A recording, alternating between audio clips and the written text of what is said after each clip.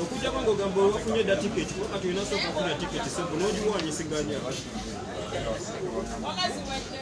ampe ukavela mkazi ndabe kanumba abaja baba ticket ya bagenda kugira wanaja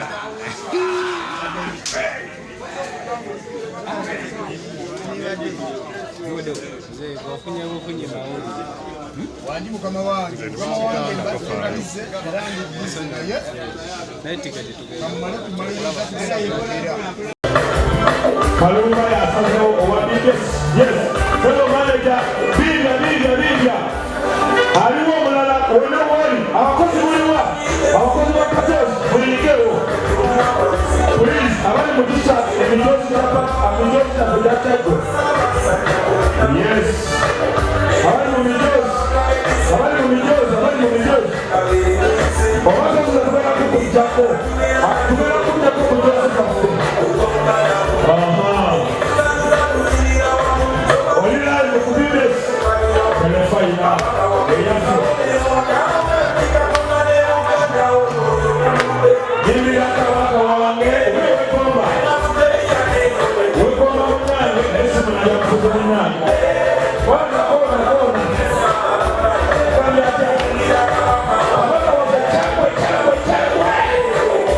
chakwe kunja wangu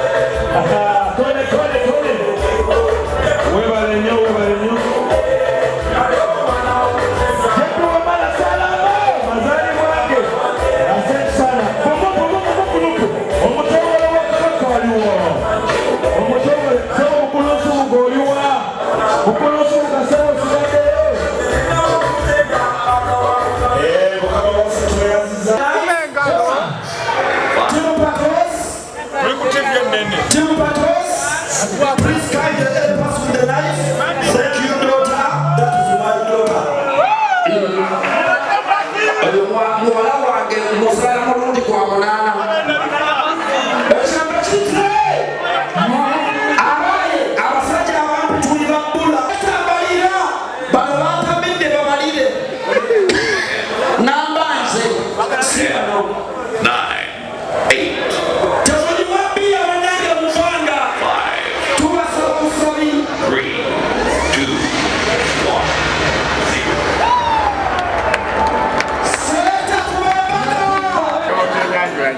eze Osamai Patrick naye muno mu Kyaggwe essaza lya Kyaggwe bampita Senoga omusajja wa Kabaka mukitegedde ekyo kaakati olunaku lwaleero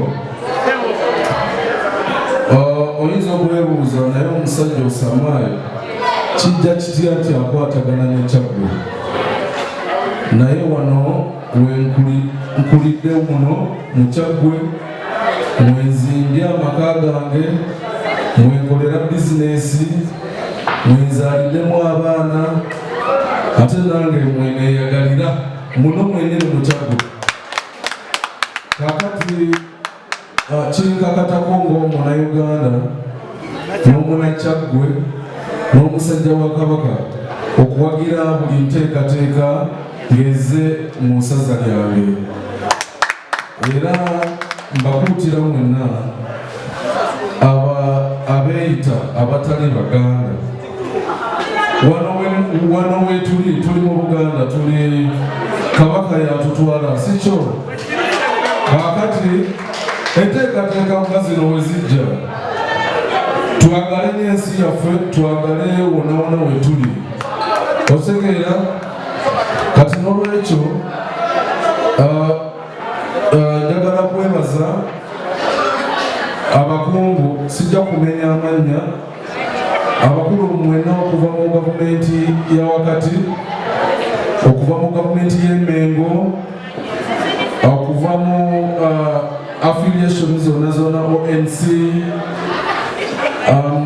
abakulu okuviira ddala mu Kyaggwe FC naddala muganda wange ono ali kumpi nange okubeera n'enteekateeka y'okuvumbula talent otegeera neeyo ze mu outside Uganda mpagira Chelsea naye n'ezo tiimu z'amasaza geeyo otegeera kati lwaki oboola oba toyagala to be identified n'essaza lyo wano mu ggwanga ly'olimu naye ate owagira beeri so n'olwekyo tickets zino zenina because Patos Corner sonde eri mu Kyaggwe ngulidde bakastomers ba Patos Corner ate nga mugende muwagira ttiimu yaffe okuva mu bbaala lyaffe ng'eri mu Kyaggwe ate nga tuwagira Kyaggwe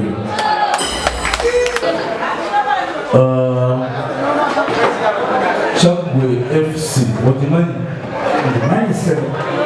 ezanya ni ate saawa mmeka fayinaali enakusatu saa 10 ezanya buddu ennafu ng'ezanyira wa nambole kusaba kakozi ono muwanguzi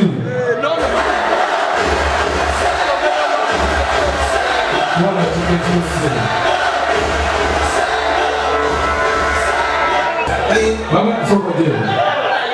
bagambye eddako ekibuuzo kyange kyaka kinafu waliwo agenda okubuuza wano zagenda okugaba Kyaggwe Masamba Buddu Buganda erina amasaza ameka?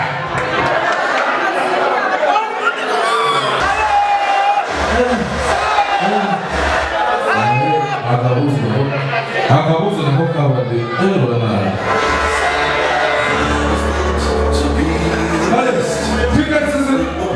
tuweyo chance omulala bagala kubuuza Ki? Aliwo ayagala okuwangula? Aliwo. Mwe mwabuli bakufunayo okusajja eri. Jangu omukyala agenda balance omukyala wuuli genda balance genda sensitivity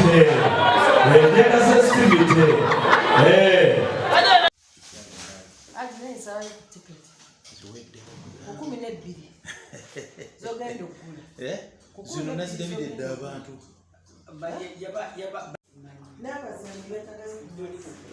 twabikoze saba bendo gwe mwatumye yaloza yasirise saba bendo yakoze dde emirimu nzire wano bwekyo bakwase tikiti zange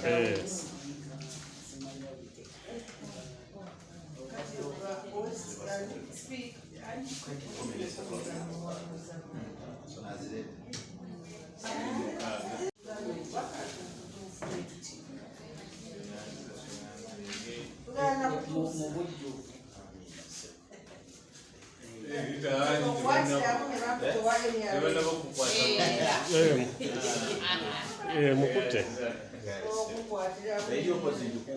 Tubadde babiri chairman. Awa. nze kyange kiwedde kukwa Atojja omanyogera na politics.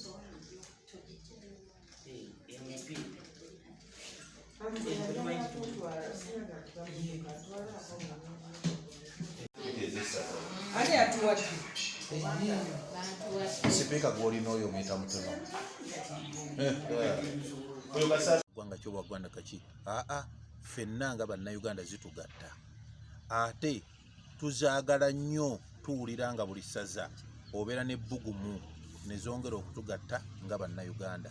Ekyokubiri, abaana baffe abazeetabamu bafuna zikiraabu ezibatwala ne zibasasula.